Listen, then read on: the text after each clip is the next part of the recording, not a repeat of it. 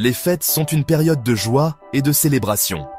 Mais elles peuvent aussi être une période de dépenses excessives. Il est facile de se laisser emporter par l'excitation et d'acheter plus que ce que l'on peut se permettre. Cela peut entraîner une gueule de bois financière au début de la nouvelle année. On est là pour vous aider à éviter ça.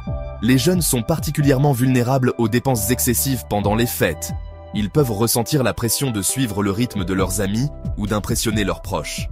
Mais il est important de se rappeler que le véritable esprit des fêtes n'est pas une question de choses matérielles. Il s'agit de passer du temps avec ses proches et de créer des souvenirs qui dureront toute une vie. Ne commencez pas l'année endetté. En suivant quelques conseils simples, vous pouvez profiter des fêtes sans vous ruiner. Ce guide vous donnera des conseils pratiques sur la façon d'établir un budget pour les fêtes, de prioriser vos dépenses et de trouver des moyens abordables de célébrer. La première étape pour éviter les dépenses excessives pendant les fêtes est de créer un budget. Cela peut sembler intimidant, mais c'est en fait assez simple. Commencez par suivre vos revenus et vos dépenses pendant un mois.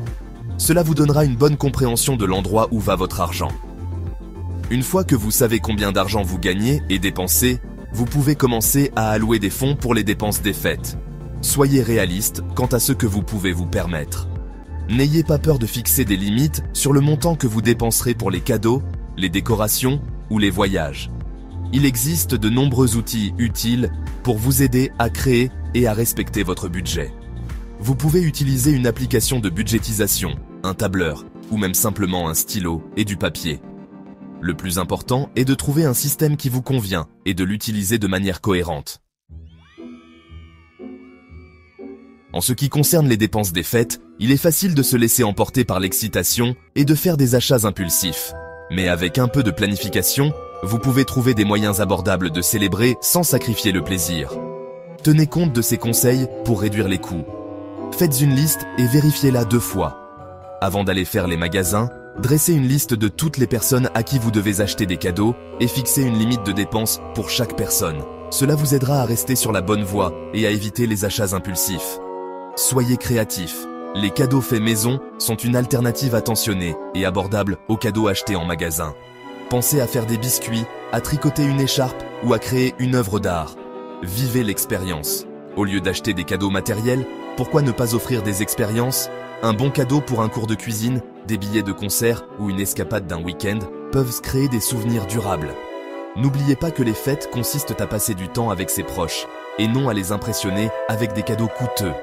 En vous concentrant sur ce qui compte vraiment, vous pouvez passer des fêtes joyeuses et significatives sans trop dépenser. Il est facile de se laisser emporter par l'atmosphère festive et de perdre de vue ses objectifs financiers à long terme.